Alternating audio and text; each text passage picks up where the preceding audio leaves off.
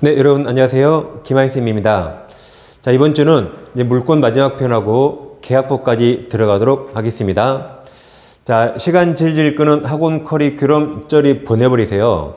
이론 강의는 단 한 번으로 충분합니다. 그리고 우린 객관식 시험이기 때문에 기출문제를 계속 풀면서 객관식 패턴에 익숙하도록 노력하는 게 최상의 합격 방법입니다. 자, 이 시간에는 한 번에 끝내는 민법 이론 강의 28강을 진행하겠습니다. 교재는 김하인 합격서 요약집입니다. 자, 민법 교재 세 종류가 있어요. 먼저 지금 하는 합격서 요약집이 있고, 다음 좀비 기출이 있습니다. 그리고 이 PPT 내용을 필기하지 않고 편하게 볼 수 있는 강의 노트 세 가지가 있습니다. 세 권을 동시 구입하시거나 두 권을 동시 구입하시면 할인 혜택이 있고, 자, 아래 계좌번호를 입금하시고 핸드폰 문자로 아래 네 가지를 꼭 적어주세요. 특히 교재 명에서 과목도 민법, 중개사법 이렇게 꼭 적으시고 이름까지 정확히 적어주시면 감사하겠습니다. 그리고 민법 이론 강의는 제가 일부러 제목별로 챕터별로 나눠서 강의를 끊어서 진행합니다. 그래서 항상 이걸 두세 번 이상 꼭 보시고 문제 풀다가도 잘 모르는 내용 있으면 이 해당 부분을 찾아보시면서 이렇게 문제 풀면서 이론 강의 찾아보고 문제 풀면서 이론 강의 찾아보고 이게 가장 좋은 공부 방법입니다. 이 시간에는 제6장 담보물권 들어갑니다. 먼저 담보물권 통일성부터 하겠습니다. 강의 노트는 자 176페이지고 우리 합격서는 자 66페이지 오세요. 66페이지 위쪽 제목이랑 교재하고 똑같습니다. 자, 그럼 담보물권 통유성이란 담보물권의 공통된 특성입니다. 자, 그럼 우리가 그럼 채권이 있다면 채권이 크게 두 가지입니다. 먼저 보통 우리가 은행에서 돈 빌리면 저당권 같은 담보물권이 따라 나오는 채권이 있고, 근데 엄청 친한 사이 부모 형제 간에 돈을 빌릴 때는 담보 없이 그냥 돈만 빌려줄 수 있죠. 그리고 엄청 혼자 속을 썩이잖아요. 이놈의 돈 어떻게 받을까라고 혼자 속을 썩이죠. 그 담보 없는 채권이 있습니다. 또는 만약에 별로 안 친해도 옆 사람에게 만 원을 빌려요. 그 만 원 빌리면서 아파트에 저당 잡습니까? 그렇지 않죠. 이렇게 채권은 담보물권이 따라 나오는 채권과 담보가 없는 채권 크게 두 가지가 있습니다. 자, 그럼 여기서 이 담보물권은 무엇을 담보하죠? 담보물권은 목적어 무엇을 담보할까요? 앞에 채권이죠? 채권을 담보합니다. 그러면 채권을 담보를 당하니까 수동이라 피를 써서 피담보 채권 그래요. 피담보 채권, 피담보 채무 같은 말입니다. 한편 여기는 담보가 없는 채권이라 그냥 일반 채권 또는 무담보 채권이라고도 부릅니다. 이쪽에서 그럼 채권과 담보물권이 있는데, 자, 주종을 따지면 어떤 게 둘 중에 주된 권리일까요? 앞에 있는 게 주된 권리겠죠? 자, 돈 안 빌리면 저당권 나올 수 없죠. 돈을 빌려야 그때부터 담보물권이 나옵니다. 그래서 채권이지만 이게 주된 권리고 이게 따라 나온 종된 권리입니다.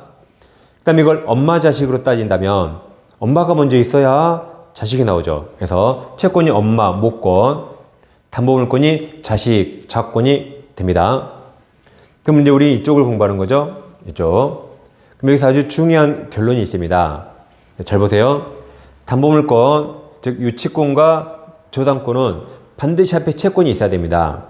채권 없는 담보물권 존재할 수 없습니다. 그래서 담보물권 이거 혼자는 나올 수 없어요. 담보물권 써 있으면 반드시 앞에 뭐가 있다? 채권이 있다는 말입니다. 반대로 이렇게 담보 없이 채권만 존재할 수 있죠? 그래서 주된 권리는 혼자 존재할 수 있어요. 근데 종된 권리는 혼자 존재할 수 없고 반드시 앞에 채권, 주된 권리가 있어야 됩니다. 이 중요한 결론을 꼭 기억하셔야 돼요. 자, 그럼 먼저 부정성 가겠습니다. 갑에게 X라는 부동산이 있어요. 우리 3억을 빌려주고 X 부동산에 저당권을 취득합니다. 그럼 우리 채권자면서 저당권자죠. 갑이 소유자면서 설정자, 항상 소유자가 설정자, 시옷, 시옷. 그럼 채권이 주된 권리 엄마, 엄마입니다. 저당권이 종된 권리 자식, 자식이에요. 그럼 아까 말씀드렸죠? 이 저당권은 반드시 앞에 뭐 있다? 채권과 함께 있다. 채권 없는 저당권 존재할 수 없습니다. 그걸 부종성이랍니다. 그래서 여기서 우리에게 채권이 있고 저당권이 있는데, 자, 저당권은 반드시 채권이 있어야 돼요. 만약에 채권이 없어지면 저당권은 혼자 존재할 수 없습니다. 저당권은 반드시 앞에 채권이 있어야 돼요. 그래서 채권이 소멸하면 저당권도 소멸합니다. 이걸 부종성이라고 부릅니다. 여러분 교재에도 329조가 있어요. 자, 여러분 교재 가로쳐 보세요. 저당권으로 담보한 채권 가로쳐 보세요. 이걸 5글자로 비담보 채권, 비담보 채권. 2글자로 엄마, 아까 엄마예요, 엄마, 엄마. 그럼 이 채권이 시효완성 늙어 죽어요. 또는 기타 사유로 인하여 소멸했다, 뭐 채무를 변제했다, 소멸하죠? 그때는 채권이 소멸하면 저당권도 소멸한다. 이게 부종성입니다. 그럼 지금 이 그림이 한 개라 안 헷갈려요. 근데 그림이 여러 개 나오면 헛갈립니다. 그럼 헛갈림을 방지하기 위해서, 자, 이렇게 하세요. 채권이 엄마고 담보물권이 깐나내기, 젖먹이와 깐나내기예요. 깐나내기. 자, 그럼 엄마가 죽으면 아새끼 따라 죽어요. 다시 엄마가 죽으면 아새끼 죽는다. 그렇게 가세요. 그래서 엄마가 자살하면 아새끼도 죽는다. 그렇게 가세요. 제가 이 비유를 드니까 많은 분들이 너무 심한 거 아니냐 하거든요. 그 말은 기억하셨단 말이네요. 그러면 됐습니다. 제가 좀 심하게 말씀드려도 이해해 주세요. 아니, 우리 한 문제를 맞춰야지. 그러죠? 양해 바랍니다. 그 다음에 이제 수반성이 나오는데 가백이 X가 있거든요. 우리 3억 채권으로 저당권을 취득했습니다. 그럼 채권이 엄마, 저당권이 자식 깐나내기예요. 그럼 자, 우리에게 채권도 있고 저당권도 있죠. 근데 우리 병에게 채권을 양도합니다. 아, 이렇게 보세요. 이제 여러 개니까 헷갈려 이제. 그래서 아까 엄마, 자식이 했습니다. 여기서 우리 병에게 채권을 양도합니다. 양도가 뭐라 했죠? 매매. 그럼 채권을 매매하면 저당권도 어떻게 할까? 둘이 약정을 해야 됩니다. 근데 저당권은 어떻게 할까? 둘이 약정하지 않았네요. 그럼 특이하게 없는 한 주된 권리 매매 속에 종된 권리 매매도 포함시켜 줍니다. 그래서 병은 저당권도 취득하고 채권도 취득하고 저당권 다 취득한다. 아, 물론 저당권은 이전 등기, 부기 등기 해야 됩니다. 이처럼 주된 권리가 넘어가면 종된 권리도 따라간다. 이게 수반성이죠. 우리도 대통령이 나가면 밑에 사람 따라가잖아요. 이게 수반성입니다. 자, 그럼 이럴 수 있을까요? 우리 저당권은 내버려 두고 채권만 매매할 수 있을까요? 우리 저당권 없이 채권만 양도할 수 있을까요? 그럼 찍지 마시고, 자, 아까 옆 사람에게 10,000원을 빌리면 저당권 없이 채권만 존재할 수 있었죠. 그러니까 이거 가능합니다. 채권만 양도할 수 있다. 그럼 저당권은 혼자 남았네요. 그럼 살아있을까요? 소멸할까요? 저당권은 반드시 채권과 함께 있어야 돼요. 그래서 저당권 혼자 남으면 소멸합니다. 그래서 병은 채권을 넘겨받은 내 담보가 없는 무담보 채권을 양수받는 거죠. 뭐 그런 사람이 있을까요? 아니, 두 개를 같이 받지 왜 채권만 양수받을까요? 뭐 저 세상에서 이럴 수 있죠. 병이 저폭이에요. 병은 저당권 필요 없어요. 우리 토랑 아프면 깍두기들 동생 몇 명 보내면 우리 바로 알아서 무릎 꿇고 돈 주거든요. 그러니까 굳이 귀찮게 저당권 필요 없을 수가 있습니다. 저 세상에서. 그래서 채권만 양도할 수 있고 저당권은 죽습니다. 다음에 이게 시험에 가장 많이 나오는데, 자, 이번에는 채권은 내버려 두고 담보물권만, 저당권만 양도할 수 있을까요? 이것도 자, 저당권은 반드시 앞에 뭐가 있다? 채권과 함께 있어야 돼요. 근데 채권과 분리해서 저당권만 양도할 수는 없습니다. 이게 361조예요. 여러분 교재 361조가 있죠? 자, 저당권은 한번 가로쳐 보세요. 그 담보한 채권과 분리하여 가로. 그럼 담보한 채권을 뭐라 불러요? 피담보 채권. 두 글자로 엄마. 엄마랑 분리해서 타인에게 첫째 양도 매매 안 돼요. 그리고 다른 채권 담보도 못 합니다. 이걸 꼭 기억하셔야 돼요. 그럼 여러 개를 헷갈리잖아요. 그래서 아까 엄마 자식이겠죠. 그럼 자 이렇게 엄마가 집 나가면 혼자 갈까요? 자식 데려갑니까? 아새끼 데려갑니다. 그래서 엄마가 집 나가면 엄마 같이 가고 아새끼 따라갑니다. 독한 X는 엄마 혼자만 집 나갈 수 있어요. 그럼 아새끼는 그날 굶어 죽습니다. 그 다음 엄마는 자고 있는데 아새끼만 기어갈 수 없어요. 갓난애기니까. 그래서 엄마랑 분리해서 아새끼만 집 나갈 수 없습니다. 그럼 여러분 아새끼 집 나갈 수 있나요? 예, 나갈 수 있어요. 반드시 엄마랑 함께 집 나갈 수 있다. 엄마 등이 업혀서 집 나갈 수 있다. 근데 아새끼만 집 나갈 수 없습니다. 이렇게 표현이 좀 거칠었지만 모자니까 절대 안 잊어먹겠죠. 그 다음 자 문제 확인해 볼까요? 저당권 설명 틀린 거죠. 1번 지상권과 전세권은 저당권 기체가 될 수 있다고 공부할 겁니다. 2번 저당권 아새끼는 엄마랑 분리해서 집 나갈 수 있다 틀렸잖아요. 바로 이게 정답이고, 그 다음 저당권 후 담보한 채권 엄마 피담보 채권이 시완성으로 죽었네요. 그럼 아새끼도 따라 죽는 거죠. 그래서 2번이 정답입니다. 이렇게 시험이 아주 잘 나옵니다. 그 다음 불가분성 강의노트 177페이지 하고 있습니다. 자, 불가분성은 나눌 수 있다민가 나눌 수 없다민가? 나눌 수 없다죠. 예를 들어서 가격이 X가 있는데 우리 3억 채권으로 저당권을 취득했습니다. 자, 근데 변제기 때 값이 3억 중에 2억 5천 밖에 못 갚았어요. 그럼 우리는 5천만 원 못 받았죠. 그러면 5천만 원어치 이걸 경매할 수 있을까요? 불가능하겠죠. 전부를 다 경매해버립니다. 이처럼 피담보 채권 전부를 변제받을 때까지 담보물권은 목적물 전부에 미치기 때문에 5천 못 받아도 전부를 다 경매할 수 있어요. 이걸 불가분성이라고 부릅니다. 그래서 교재 보세요. 자, 교재. 담보물권은 피담보 채권 전부에 대한 변제가 있을 때까지 목적물 전부 이후에 그 효력이 미친다. 그래서 전부를 경매할 수 있다는 말입니다. 자, 네 번째 물상대위가 좀 논점이 많은데, 자, 일단 물상대위는 법의 사유가 정해 있습니다. 법의 사유가 멸실, 훼손, 공영징수라고 정해 있어요. 멸실, 훼손, 공영징수 정해 있습니다. 그럼 여기 매매 있나요? 매매 없죠. 그러니까 매매대금 물상대위 못합니다. 다음 여기 임대차 있나요? 임대차 없죠.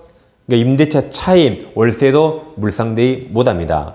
항상 물권은 법에 정해진 대로 하는 겁니다. 물상대위 할 때는 목적물 압류해야 되는데 압류는 누가 해도 상관없어요. 제3자가 압류해도 됩니다. 단 설정자 채무자에게 인도되기 전에 압류해야 돼요. 채무자에게 인도돼버리면 이미 늦었습니다. 무슨 말인지 보겠습니다. 가격이 X가 있는데 이 X 건물에 이제 우리 3억 빌려주고 X 건물에 저당권을 취득했습니다. 저당권 목적물이 건물이잖아요. 근데 그 건물이 화재로 소실됩니다.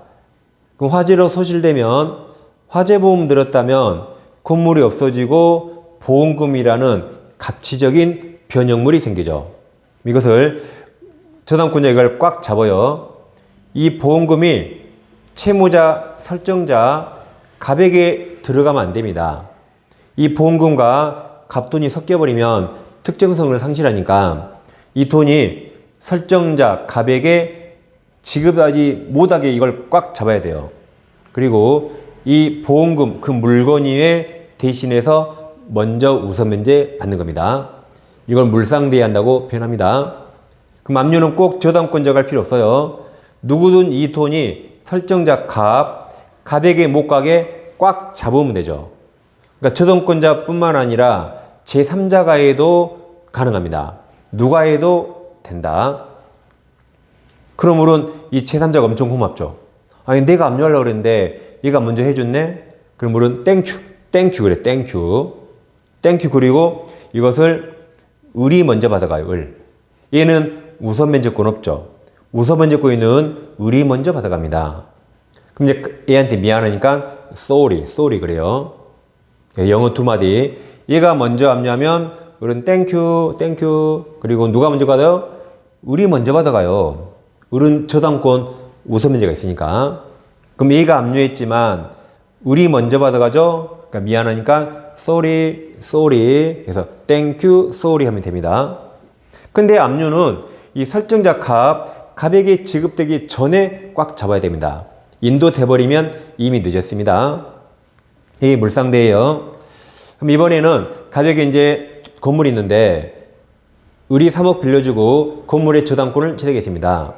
근데 건물을 병한테 매매하거나 임대차했어요. 그럼 건물 없어졌나요? 살아있나요? 살아있죠.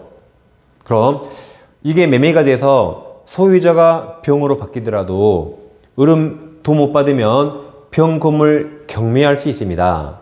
그러니까 여기는 물건이 살아있기 때문에 매매대금이나 차임에 물상대할 수 없다고 방금 말씀드린 겁니다. 자, 이번엔 토지가 있어요. 을이 3억 빌려주고 토지의 저당권을 취득했습니다. 근데 토지가 국가 공공목적에 필요합니다. 그럼 국가는 어떻게 할까요? 국가 공공목적에 필요해요. 수용합니까? 처음부터 수용하지 않죠. 처음에는 신사적으로 국가에게 팔라 그래요. 그럼 팔 수 있죠? 그 협의로 취득할 수 있습니다. 그럼 여러분, 자, 그럼 협의 취득을 두 글자로 뭐라 할까요? 협의 취득했어요. 그럼 협의 취득을 두 글자로 뭐라 할까요? 협치? 여기 안에 써 있어요. 여기 안에. 매매죠, 매매. 그렇죠, 매매. 매매니까 여기 물상대의 못합니다. 매매니까. 여기 보상금은 실질이 매매대금이에요. 그러니까 매매X. 근데 협의가 안 될 수 있죠. 그때 강제로 공용지행소 수용하죠. 그때는 물상대할 수 있습니다. 이건 법의 사유가 있잖아요. 그래서 매매X, 차임X 기억하세요. 그럼 자, 여러분 교재 오세요. 교재 67페이지. 67페이지. 이쪽에 동그라미 4번 있어요. 4번은 다른 말 다 필요 없고 협의 취득 보이죠? 그럼 그 보상금 물상대의 X 끝납니다. 그 다음 4번도 시험에 잘 나오고 동그라미 5번도 시험에 잘 나오는데 갑부동산에 전세권 을이 있어요. 근데 1-1이라고 저당권 병이 나옵니다. 그럼 1-1이란 갑과 을 중에 누가 돈 빌린 거죠? 을이 빌린 거죠. 그리고 1번 전세권이 저당권 목적이 된 겁니다. 이처럼 지상권, 전세권은 저당권 목적이 될 수 있어요. 자, 근데 이 전세권 기간이 만료가 됩니다. 그러면 우리 기피혼나 이었죠. 기피혼나 말소등기 없이 기간 만료되면 이거 말소등기 없이 소멸합니다. 그럼 소멸하면 더 이상 전세권이 존재하지 않죠. 그러니까 병도 더 이상 존재하지 않은 전세권 자체를 실행할 수가 없습니다. 그러겠죠? 전세권이 없는데 대신 이 전세권이 끝나면 전세금 반환채권이라는 가치적 변형물이 생기죠. 그럼 이제 병은 이걸 압류해서 이걸 물상대에 할 수 있어요. 그렇지만 더 이상 없어진 전세권 자체를 실행할 수는 없습니다. 교재 동그라미 5번. 교재 67페이지 동그라미 5번입니다. 전세권이 저당권은 목적인 경우 이게 1-1. 그 다음 전세권 존속 기간이 만료된 경우 전세권은 말소등기 없이 당연히 소멸한다. 따라서 저당권자는 더 이상 전세권 자체에 대해 저당권 실행할 수 없게 되고 대신 전세금 반환채권을 물상대할 수는 있습니다. 네, 시험 여기까지 제일 많이 나와 이렇게.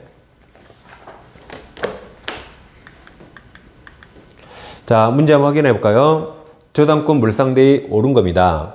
1번 대여할 물건이 제3자가 압류할 수 있죠? 물상대에 있다.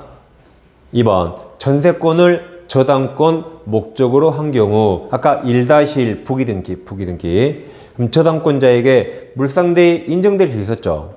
기간이 끝나면 아까 전세금 반환채권에 물상대 했습니다. 3번 저당권 설정자 빚쟁이 소유자 빚쟁이에게 대여할 물건이 인도됐네요. 이미 늦었어요. 인도된 후 저당권자가 물건을 압류한 경우 물상대에 이미 늦어서 행사할 수 없습니다. 이게 답이죠. 저당권자는 저당 목적물 소실로 인하여 저당 설정자, 소유자가 취득한 이 보험금 청구권 물상대할 수 있죠. 네, 4번이 뭐 중요한 거 아니죠. 나머지 네 지문이 훨씬 중요합니다. 그 다음, 자, 5번을 읽어보세요. 5번에서 가장 중요한 단어가 뭘까요? 핵심 키워드 찾아보세요. 5번 읽어보시고. 그렇죠? 이 법 이름 몰라도 됩니다. 여기 협의취득이 중요하죠. 그럼 협의취득을 두 글자로 매매. 매매는 물상대할 수 없다 그랬죠. 협의취득이 중요하죠. 정답이 4번입니다. 자, 이 시간에는 죄송합니다. 담보물권의 통유성을 공부하셨습니다. 잠시 후 다시 이어서 진행하겠습니다.